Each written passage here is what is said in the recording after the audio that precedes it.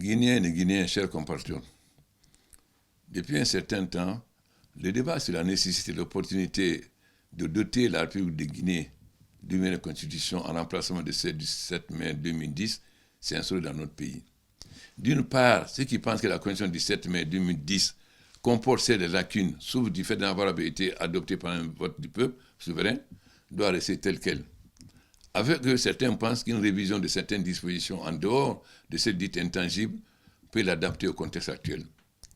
Et d'autre part, ceux qui pensent qu'il faille remplacer systématiquement la constitution du 7 mai 2010 par une nouvelle constitution, pour régler des lacunes et incohérences qu'elle comporte, la légitimer par le peuple souverain afin de construire des institutions et notre État.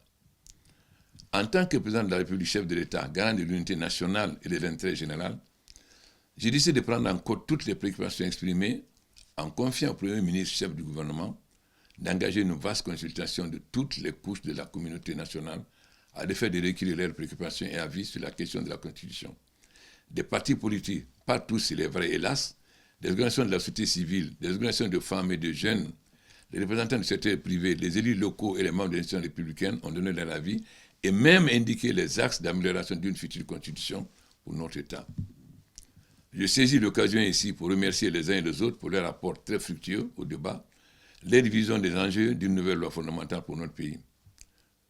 Le rapport dressé par le Premier ministre en a fait un rapport pertinent.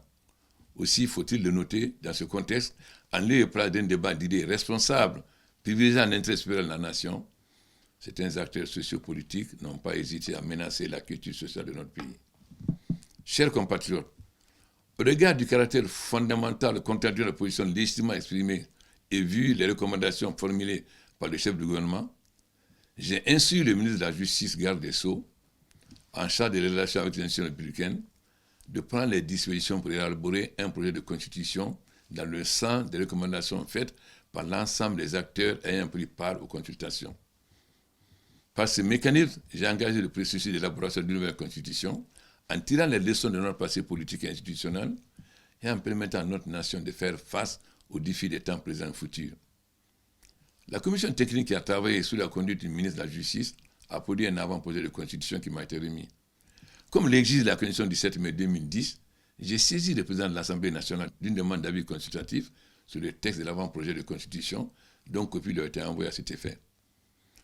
Après avoir reçu l'avis favorable du président de l'Assemblée nationale, j'ai saisi la Cour constitutionnelle d'une demande d'avis de conformité de la démarche aux exigences de la procédure prévue par les dispositions de la Constitution. Il était annexé à cette demande une copie de l'avant-projet de constitution et une copie de l'avis favorable du président de l'Assemblée nationale. Après examen du projet de constitution par la Cour constitutionnelle et réception de l'avis conforme de celle-ci, j'ai décidé de rendre public le contenu du texte. Ce projet fera l'objet d'une large vulgarisation avant son adoption par le peuple souverain. J'instruis le ministre d'État, ministre de la Justice, garde des Sceaux et tous les autres départements ministériels concernés d'organiser des explications approfondies sur les principales articulations du projet de la nouvelle Constitution. Cela doit permettre à la population de s'approprier le contenu et de se prononcer le jour venu pour ou contre en toute connaissance de cause. Je vous invite, chers compatriotes, à placer au-dessus de toute autre préoccupation et considération les intérêts supérieurs du peuple et la sauvegarde de notre nation. Je vous remercie.